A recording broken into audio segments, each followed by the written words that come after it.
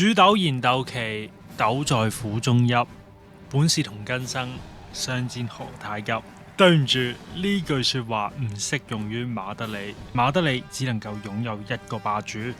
馬德里體育會，皇家馬德里，鐵律如山嘅軍隊同萬眾矚目嘅王者喺歐聯再次迎嚟命運中嘅相遇。過去兩次決賽嘅飲恨令到馬體會痛不欲生，兩次喺死敵面前高奏凱歌，對於皇馬別有意義。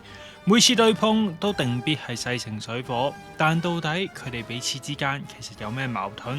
原來喺馬德里人嘅眼中，撇除政治，馬德里體育會先係最大嘅對手。佢哋喺歷史之間又有乜嘢淵源？歐聯前夕，戰火點燃之前，翻到一個好耐冇出現過嘅單元，球場恩仇錄，馬德里打比。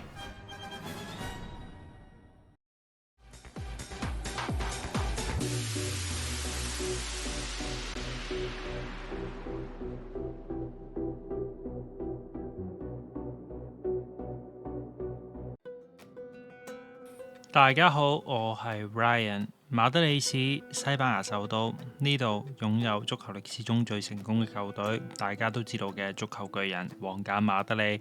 佢哋彷彿就好似具備住球壇貴族血統，走到邊度聚光燈就喺邊度。佢哋係名副其實代表馬德里嘅球隊，但係咁大個馬德里點會得一支球隊啊？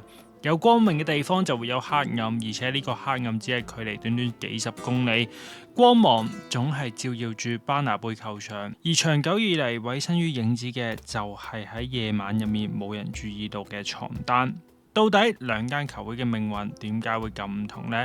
其實可能一切已經係一開始已經注定咗。追溯到去上一個世紀，皇家馬德里嘅原身其實係叫做 Sky Football Club， 係一間嚟自劍橋同埋牛津學生去到馬德里推廣足球嘅時候同當地人建立嘅球會，冇乜地方色彩，一切都係由呢度開始建立。絕對係喺馬德里誕生嘅球會，而由於喺創會之後成績優異，兼且同皇室嘅關係非常之好，所以喺1920年嘅時候被賜予咗皇家嘅稱號。呢個皇家嘅稱號，呢頂皇冠，對於球隊未來嘅發展可以話係意義重大，因為佢唔只代表住榮耀，更加係權力同埋財富嘅象徵。佢哋喺嗰陣時已經被認定係馬德里嘅代表，亦都係喺呢個時候佢哋得名為皇家馬德里 Real Madrid。呢個大概喺以前國家打比嗰集都講過，所以我就唔喺度詳述噶啦。不過咁馬體會到底喺邊度捐出嚟嘅呢？ Athletic 大概若果你足夠敏銳嘅話，你會發現西班牙有兩支球隊都係用呢個名。冇錯，我所講嘅另一支球隊就係畢爾包。馬體會誕生嘅原因係嚟自於1903年幾個嚟自巴斯克地區嘅學生，佢哋嚟到馬德里讀書嘅時候感受到足球狂熱，所以同家鄉球會畢爾包嘅同鄉達成協議，喺馬德里開始屬於佢哋嘅球會。由於係兄弟球會嘅關係，佢哋真係一條底褲兩粉着。當時佢哋一齊着上咗藍白色嘅球衣，然而由於之後嘅波衫用到爛晒，要去買新物資嘅時候，去到英國買球衣揾唔到傳統嘅藍白色波衫，所以佢哋喺海灣城市嘅修咸頓中買下咗紅白間條嘅球衣，紅白藍，亦都就係咁樣成為咗馬體會嘅主色。大概從呢啲經歷中，你亦都可以睇到貧富懸殊嘅差距，一方嚟自遙遠嘅城市，出自草根，一方嚟自皇室加持，可能從一開始已經注定咗佢哋嘅命運。即使後來馬體會同畢爾包完全切割，但呢種工人階級嘅感覺都係拆唔甩。皇家馬德里嘅光環越嚟越大，受到影響嘅仲唔單止係馬德里體育會。上世紀20年代嘅時候，好多馬德里球會嘅精英球員都因為皇家馬德里嘅存在，佢哋嘅精英球員都全部被叫走。呢個亦都令到唔少球隊因此而解散。於是乎，球隊嘅球迷亦都因此轉向咗支持馬德里體育會。所以若果你要話馬德里體育會係代表馬德里嘅工人，皇家馬德里係代表中產或者外國人的貴族的話，呢個形象其實從嗰陣時已經開始，從此亦都定下咗日後兩隊球隊發展嘅格局啦。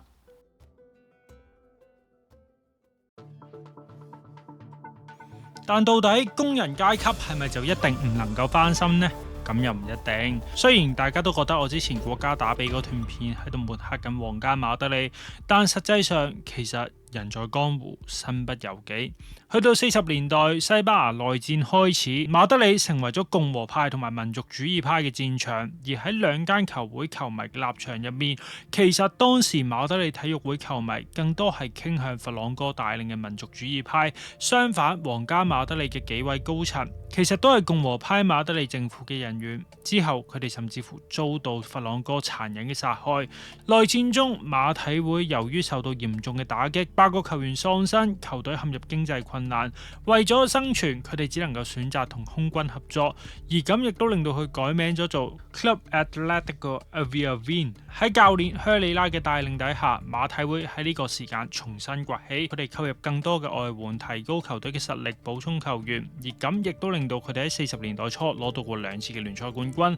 至於皇馬喺內戰呢段時間入面，因為共和派係反君主制㗎，所以其實喺共和派控制馬德里嘅時候，皇家馬德里曾經失去咗皇家嘅標籤 ，logo 上面亦都失去咗皇冠。皇家馬德里喺40至50年代其實連一個聯賽冠軍都冇，而呢個亦都係佢哋少數能夠反壓皇家馬德里嘅時代。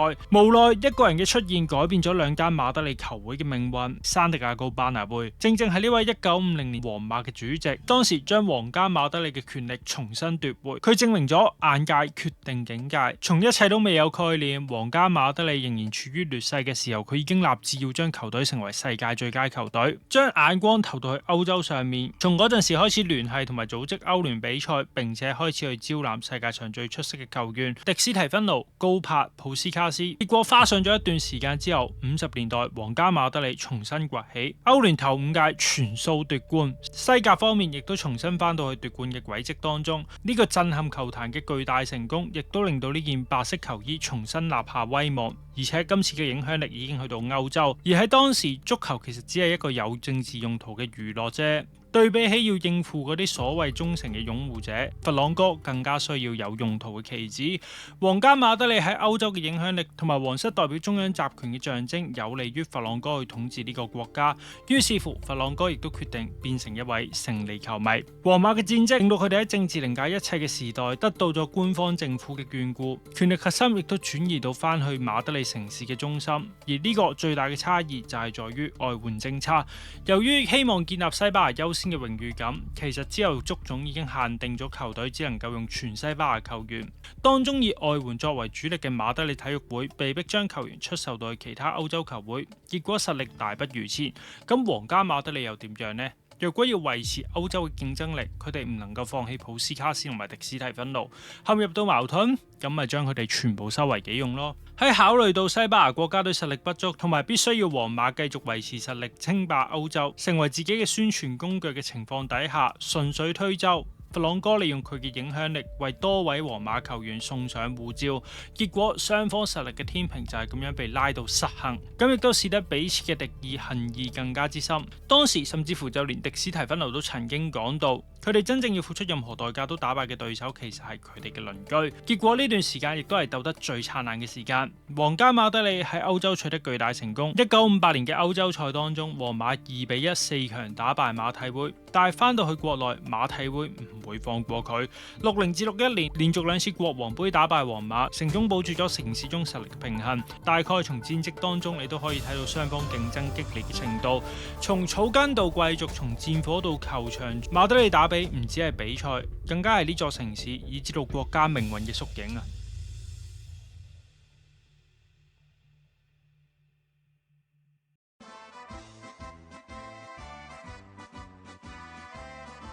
從草根到皇室，政治資源上面嘅角力，戰績上面嘅分庭抗禮，兩支球隊當時激烈嘅程度，其實同國家打比不相伯仲。咁到底呢個競爭由幾時結束？馬體會同皇馬嘅命運由幾時開始相差得咁遠呢？等我哋睇下之後落嚟嘅50年啦。班拿貝逆天改命皇家馬德里嘅歷史，而佢嘅手下自然都唔弱啦。當中曾經喺皇馬工作嘅卡達朗，從市中心走到去南部，為馬德里體育育會擔任主席。而佢雖然未能夠重新鎮壓皇家馬德里，但佢就開始咗床單兵團嘅黃金時代。佢帶嚟咗馬德里體育會歷史性嘅人物，後來打開西班牙黃金時代嘅傳奇射手阿拉戈尼斯。而呢位神射手亦都喺呢10年入面幫助到馬德里體育會打破皇家馬德里嘅傳說。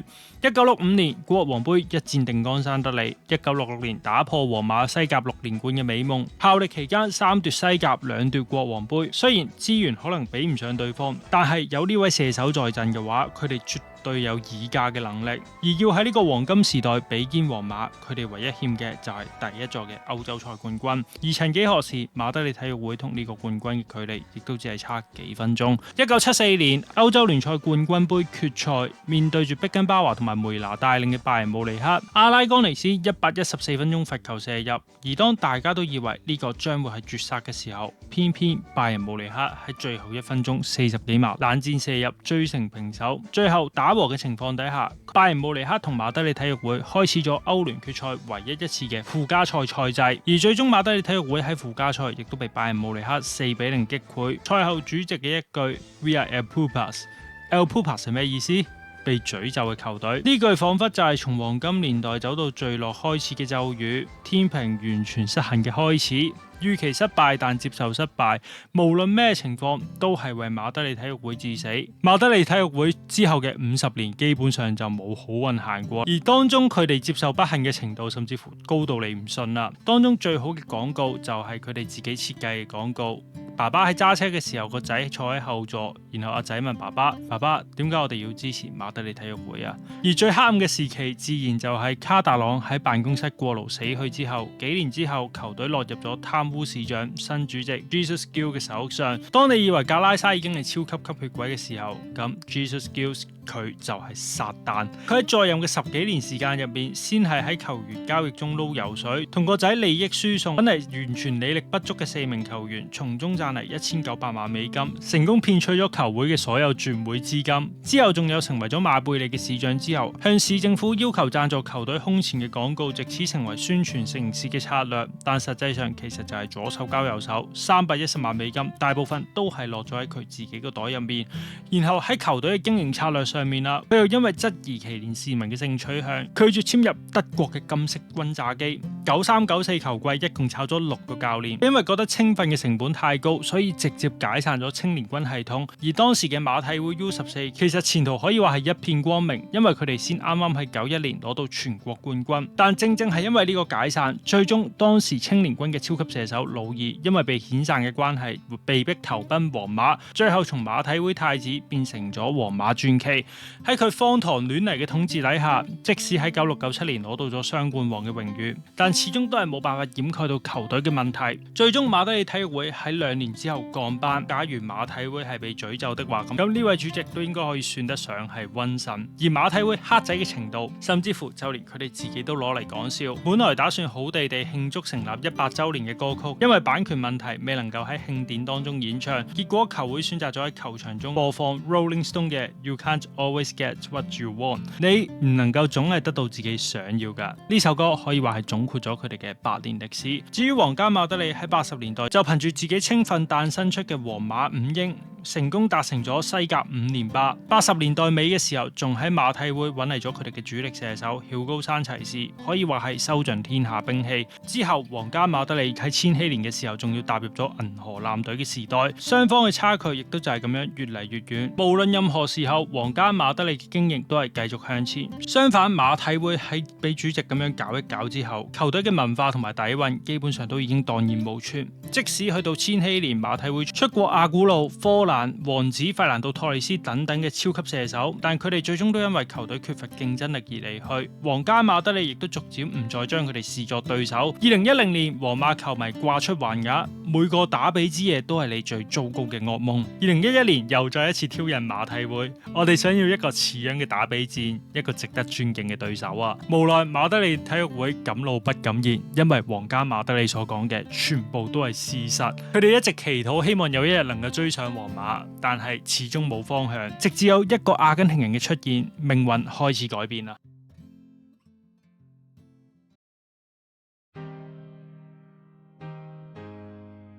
無論任何情況幾咁不幸、幾咁失敗都好，馬體會嘅球迷都唔會放棄球隊。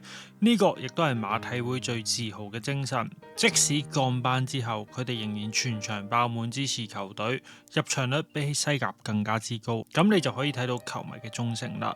於是乎喺2002年嘅時候，佢哋亦都重返西甲，但一切都係冇新嘅進展，任何嘢都係逆水行舟一樣，不進則退。2011年，佢哋又一次貼近護級邊緣，難免令球迷擔心噩夢再嚟多一次。所以馬體會嘅高層亦都決定背成這一，炒咗個教練佢。草根又好，地踎又好，佢哋都有自己嘅生存方式。馬德里體育會只係需要喺床單上面發自己嘅夢。馬體會換上咗前球員斯蒙尼上任，而球會嘅方針亦都從此改變。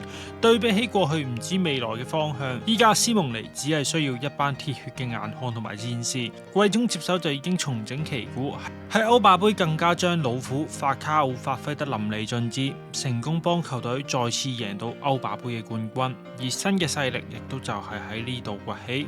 你知道嘅球壇黑道誕生啦，先係喺歐洲超級杯中，法卡奧帽子戲法再次稱霸歐洲。短短2年時間，佢哋就提升到去成為皇馬所謂有資格競爭嘅打比對手。每次碰頭，雙方都一定勢成水火。當中受到摩連奴薰陶嘅拉莫斯同埋比比，自然都唔係啲乜嘢善類。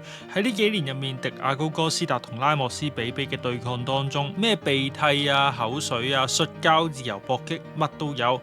而前場嘅高甸同埋米蘭達，自然地都唔會少得嗰啲小動作啦。比賽嘅氣氛亦都因為咁而更加激烈，雙方嘅差距開始變得越嚟越少。而距離破咒最後嘅儀式設咗喺最傳統嘅賽事國王杯身上。喺呢場比賽之前，馬德里體育會對上一次打敗皇馬已經要數到1999年，之後嘅14年25場比賽從來冇贏過。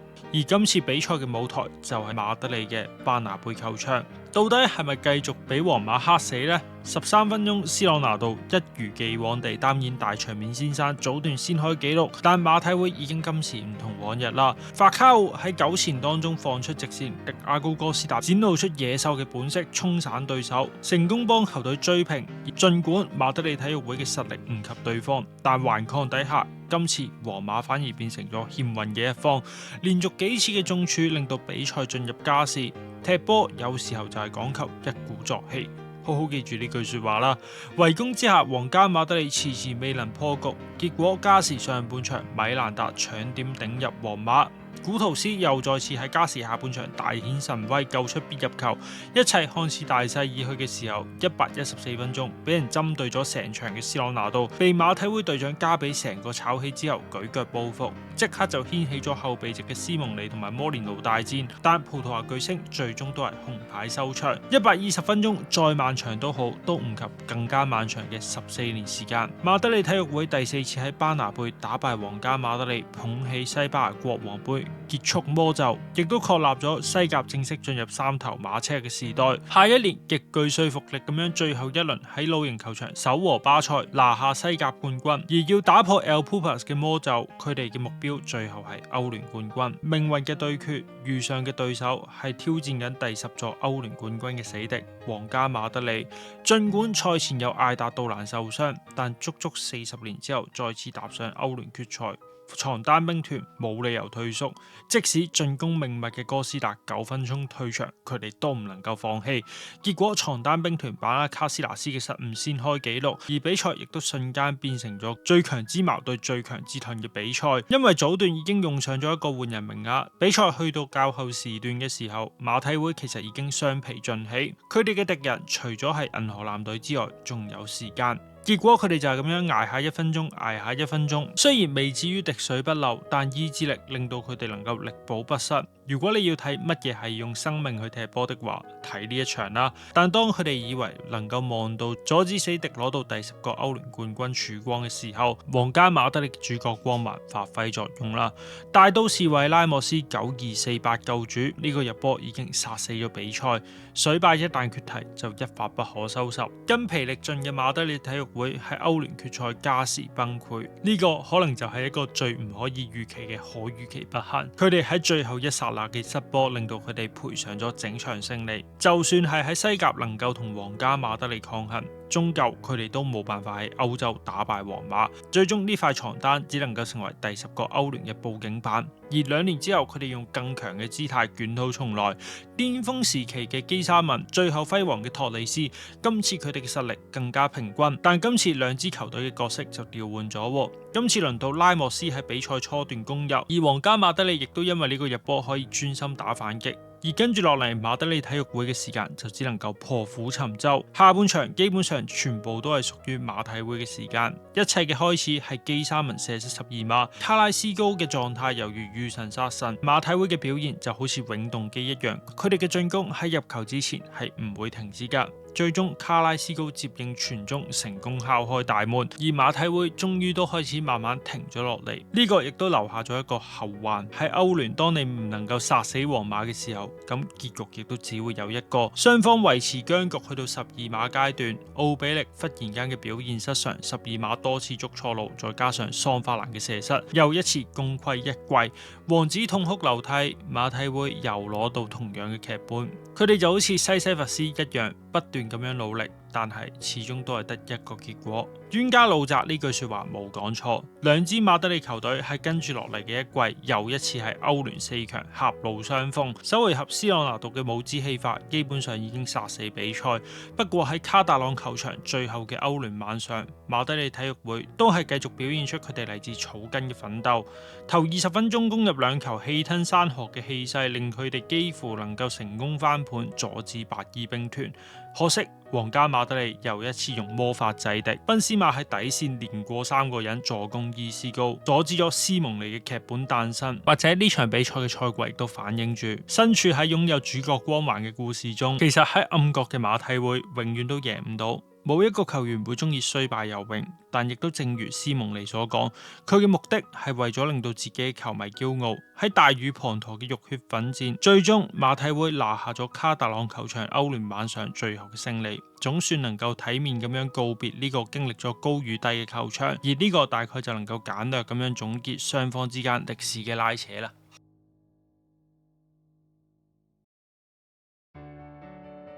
唔知睇到呢度嘅皇家馬德里球迷有冇一種俾人呃咗嘅感覺呢？似乎呢段片嘅內容好似都係圍繞住馬體會。我先道咗一個歉先，但係我都有得解釋嘅，冇辦法啦，邊個叫你哋一直贏啫？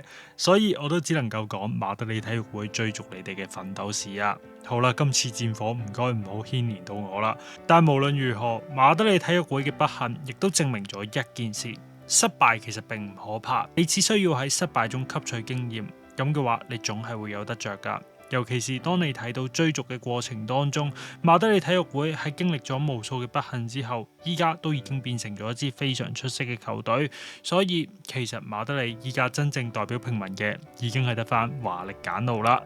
Anyways，歐聯首回合馬德里打比已經提供咗足夠嘅張力，比寧咸嘅缺陣底下，皇家馬德里完成咗首回合嘅任務，但同時2-1呢個賽果亦都留低咗好多嘅懸念。到底麥巴比未能夠成功助攻雲尼素斯，會唔會埋下伏線呢？呢啲伏線都仍然未解，而唯一可以肯定嘅可能就係斯蒙尼肯定會用上全部嘅力量去打破 El Pupus 嘅詛咒，打破歐聯對皇馬嘅連敗紀錄，就好似佢初時接手所做嘅事情一樣。只要能夠衝破一次里程碑，馬體會絕對能夠走得更遠。所以就等我哋繼續拭目以待啦。唔知喺嚟緊呢一場波，你哋又會支持不斷努力、粗野草根嘅馬體會，抑或有主角光環、星光熠熠、極具氣派嘅皇馬呢？不妨留言話俾我知啊！今日先講到呢度。如果中意呢段片嘅話，可以 pay me 支持一下。唔係都希望你 like、share、comment、訂閱我嘅 YouTube 啊！我係 Ryan，我哋下次見。